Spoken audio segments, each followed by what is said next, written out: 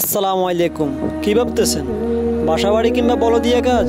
না, এটা হচ্ছে ফেনীর সদর ধর্মপুর বড়ইয়া আলফালা জামে মসজিদের পরিষ্কার পরিচ্ছন্নতা কাজ চলতেছে।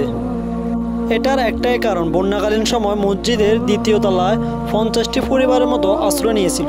আর আশ্রয়ের মানুষরা ফসায় ফাঁকানা করে বিকল্প ব্যবস্থা না থাকার কারণে এই পুকুরে ফেলত।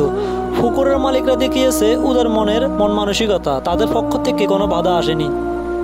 বন্যার পানি নেমে যাওয়ার 1 মাস পরও এই পুকুরের পানি এখন পর্যন্ত ঠিক হয়নি।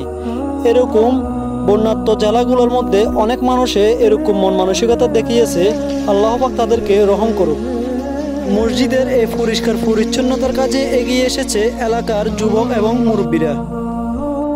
আল্লাহ তাআলা বলেন, সর্বোত্তম স্থান হচ্ছে মসজিদ এবং এর রক্ষণাবেক্ষণকারীদের মহান আল্লাহ ভীষণ পছন্দ করেন।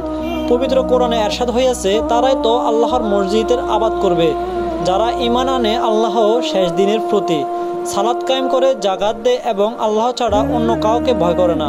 অতএব আশা করা যায় তারা হবে সৎপ্রাপ্তদের অন্তর্ভুক্ত।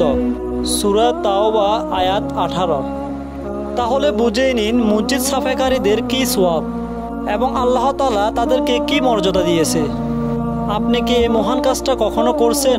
জানাবেন। ভিডিওটি ভালো লাগলে লাইক করবেন, কমেন্ট করবেন এবং এই মহৎ কাজটা যেন সবাই করতে পারে শেয়ার করে দেখিয়ে দিবেন।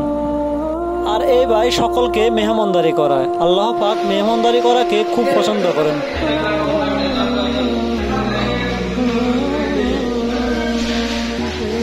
এরকম বিভিন্ন খবর কিংবা নিউজ পেতে নিউজ টিভিকে ফলো করবেন দয়া করে। আজকে এ পর্যন্তই। সবাই ভালো থাকবেন। খোদা হাফেজ।